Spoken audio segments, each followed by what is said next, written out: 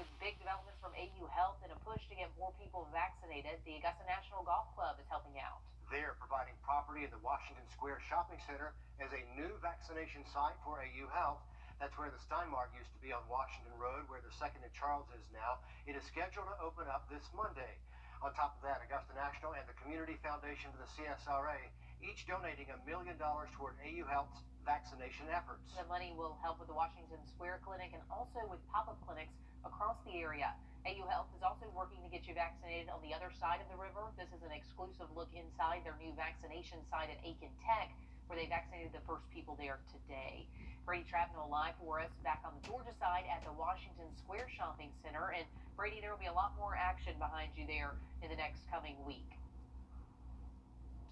Yeah, Laura, this will be the vaccination hub for AU's entire vaccination operation over the next several months. And AU Health, of course, is using this property. Augusta National owns it, but they will be using it at free privileges for the next several months to make this part of their significant mass vaccination effort. They chose this property because there's plenty of space both outside for parking and also plenty of room inside to vaccinate thousands over the next several months. The old sign is already down.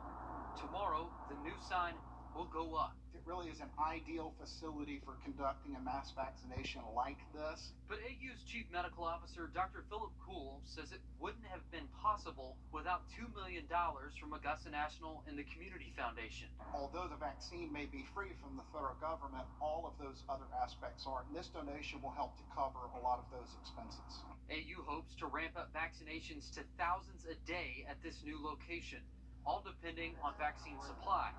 But officials say their efficiency and this location could help them get more vaccine over time.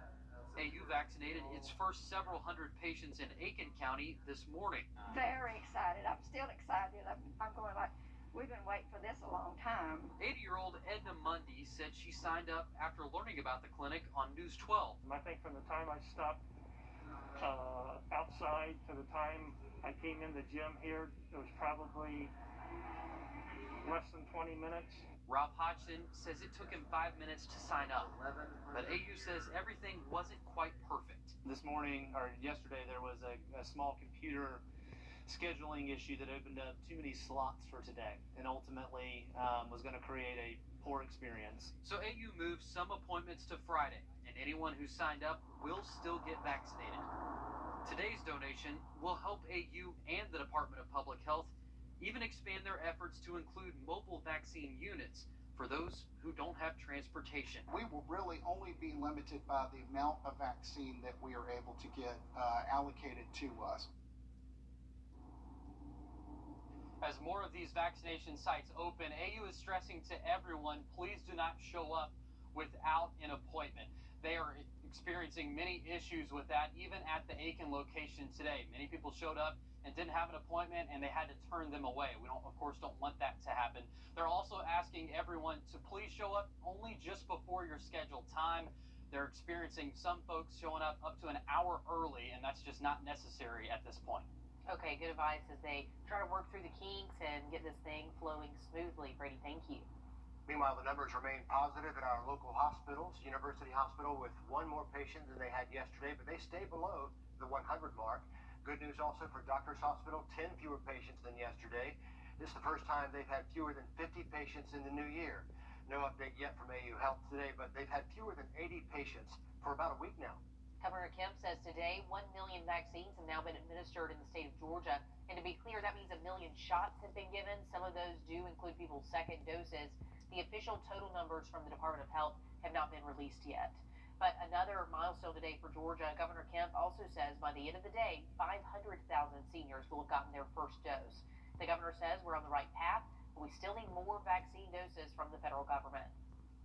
Georgia's vaccine supply continues to not meet the demand that we have out in the community. So it is our demand is drastically outpacing the supply that we're seeing in our state. And in South Carolina, more than 430,000 doses given. Like Georgia, those numbers do include people's second doses. They've administered about 56% of the vaccines they've received so far from the federal government. Today, today, South Carolina announcing they'll soon allow seniors 65 and older to sign up for the vaccine. Before it was 70 and older. Now people 65 to 69 will be added to phase 1A of the rollout. They can sign up for appointments as early as this coming Monday. Now that more people can sign up, DHEC is testing its online portal for vaccine appointments. They say they hope to expand that in the coming days. Increased patrols out on the North Augusta Greenway today after 2 people were robbed at gunpoint yesterday. North Augusta posted these pictures of their ATVs as they announced extra patrols out there today. Meanwhile, the robbery suspect from yesterday is still on the run. It's not a really great picture, but this is what officers are working off of. They say he approached 2 walkers on the Greenway, showed a gun, and demanded they give him their phones and other valuables. Call North Augusta Public Safety if you think you have any information. Much more news ahead after a quick check of the weather. Some sad news to pass along tonight. Danny Ray, longtime MC and Cape Man for James Brown, is died at 85. The Richmond County coroner tells us it was from natural causes. Like James Brown, Danny Ray was from Augusta. James Brown's daughter, Deanna, tells us Danny worked with James Brown for 4 decades. Condolences have been pouring in on social media. Augusta Commissioner Sean Franham tweeting this picture sitting next to him with Danny Ray at the Augusta premiere of Get On Up, the James Brown movie. Franham says it was just an honor and a memorable experience, and it was for all of us who were there that night. Civil rights activist Reverend Al Sharpton also tweeting his condolences today. He says Danny was like an uncle to him as he traveled the world with him and James Brown all those years ago. He says Danny Ray will never be forgotten. Nick Proto live for us near the James Brown mural off Broad Street downtown, a brand new beautiful mural in Augusta. This has hit the local community really hard, Nick. Yeah, a friend tells me that when he got the text last night saying Danny Ray had died, he just couldn't believe it. It didn't settle in until this morning when the news started making headlines. Behind every iconic James Brown moment was the same signature voice. Ready to see us all A. My name is Danny Ray. I like to say, we come to have a funky good time with you this afternoon. For more than 30 years, Danny Ray was the MC and Cape Man for James Brown. You know, the first hype man, the original hype man. Nobody did that before, you know. It just seemed like it was such a cool thing he did. For people like Soul Bar owner Coco Rubio, he was so much more. And he was like the ultimate cool, always dressed, sharp dressed man, always the, you know, best dressed person in the room. Rubio met Danny Ray soon after opening Soul Bar in 1995. They named the bar after the band, which led to a lifelong bond. Just kind of became friends with him and the family, and, you know, still, you know, have that connection. Rubio says Danny Ray's influence is worldwide, and says a lot of people will be paying their respects to the Augusta legend. Part of that James Brown, you know, story, you know, he was a big part of it. Such a classic, legendary, you know, iconic vision, you know, of a show, of a concert. And that was Danny Ray. The last time you saw Ray was in 2019 at this rehearsal for the James Brown Birthday Bash. It was the last time Danny Ray performed live with the band. Rubio says he'll miss his old friend, but he's grateful for the time he got with both James Brown and Danny Ray. I feel lucky that I was able to know them while they were alive and you know, thank them for their music, you know, and their influence in you know, music and pop culture. At one point during that interview, Rubio had to laugh. He said, at the fact that even James Brown had a cape man to begin with, he's like, who does that? Elvis had a cape, but no cape man. Well, James Brown did, and that cape man was Danny Ray. He absolutely was, and he could light up a room with that smile.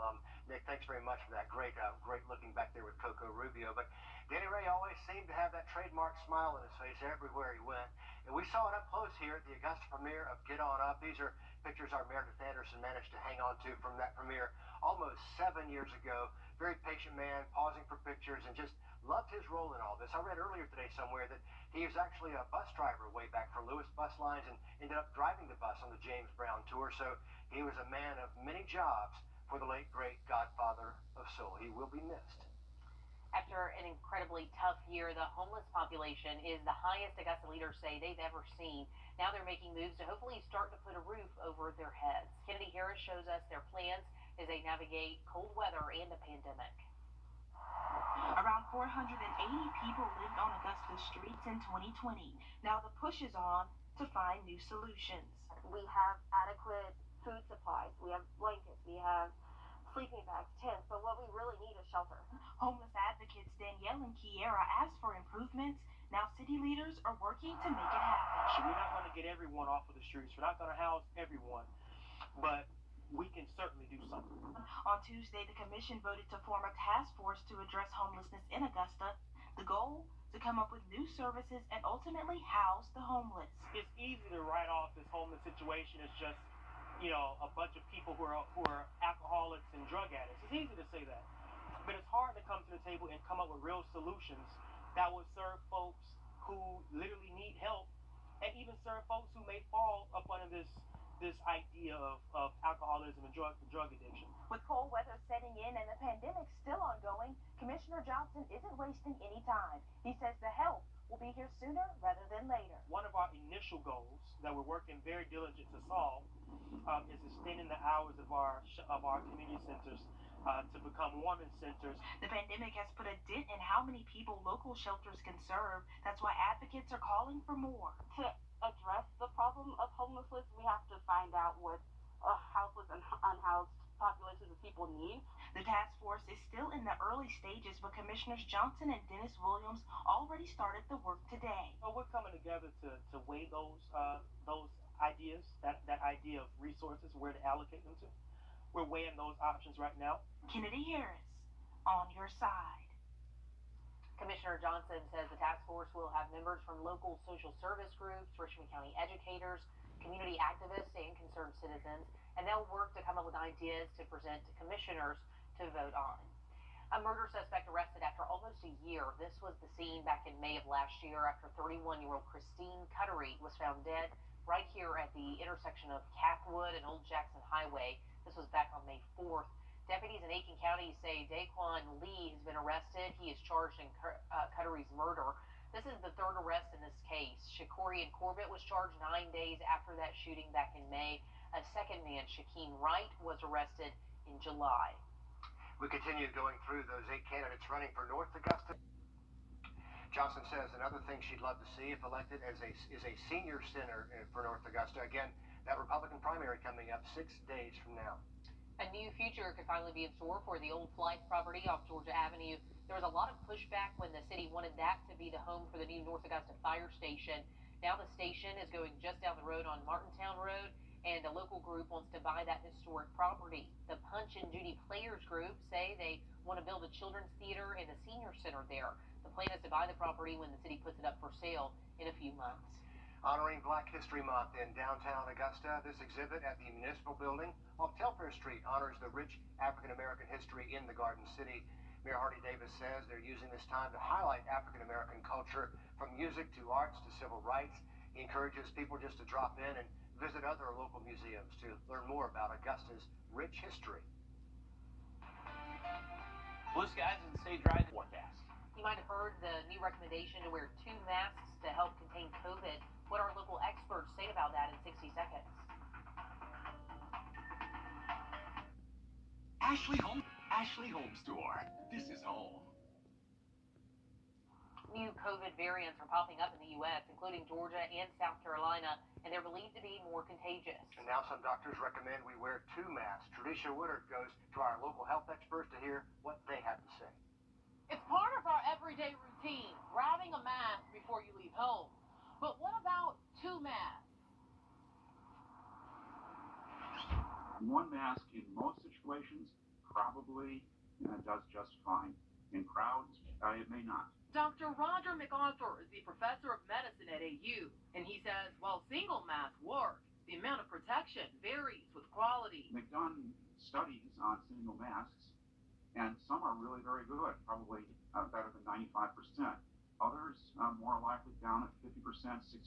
He says paper masks are good for filtering, while cloth masks provide the best coverage. And when you layer the two together, you're guaranteed more effectiveness. They've now shown that 2 masks, typically one of the paper ones on the inside and a cloth mask on the outside, seems to filter out about 90, 91% of all viral particles. He says double masks are highly recommended for those at higher risk or in crowded places. But if you're exercising, going for a run, or have difficulties breathing, 1 mask should be enough. I think that's perhaps the most important thing, is to get everybody to really wear a mask. Quite honestly, I'd be really happy Alicia Woodard on your side. Health experts say those N95 masks are still the gold standard for face masks. They say if you do double up, it's better to wear that N95 or medical mask underneath and then wear the other cloth mask on top. Taking a look outside over and potentially hitting 70 next Wednesday. Yes, bring it back. Sounds good, Riley. Well, are you still working from home? You could probably use a change of scenery by now. That's what the Augusta Green Jackets are offering with Work From Home Plate. You can rent out your own private suite at the park. Suites are $100 a day or $400 for the week. You'll get the space from 8:30 to 5, and it can fit up to 4 people. It includes free Wi-Fi, parking, and printing. We have everything you need to know if you're interested in that on our website.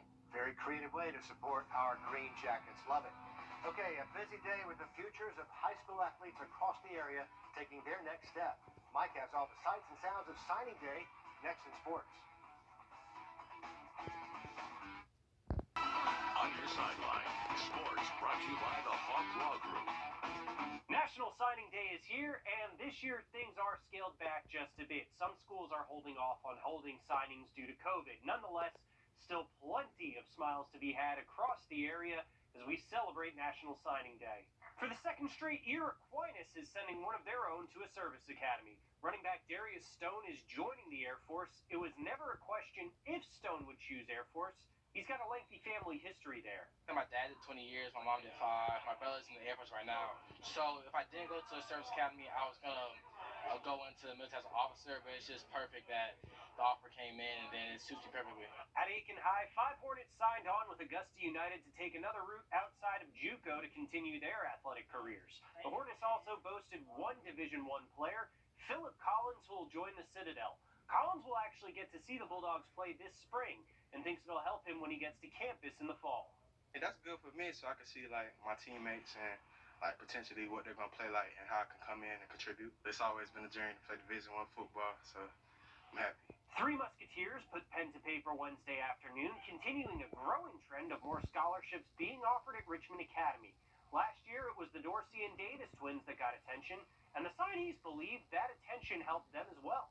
I just feel like the key to that is having leadership going on. I feel like the twins, they set like a pathway for all of us and just opened it up for us a lot, made it a lot easier for us to get a little bit more looks. In Lincolnton, Keenan Lampkin was relieved the recruiting process is over. Lampkin's taking the JUCO route, signing with GMC. The multi-position Red Devil will hone his skills at linebacker. The biggest draw for Lampkin at GMC was actually having the opportunity to get better and then having a shot with a bigger program. It was my ability to go elsewhere. It's like, just get there, handle my business, and leave, and get to where I gotta go.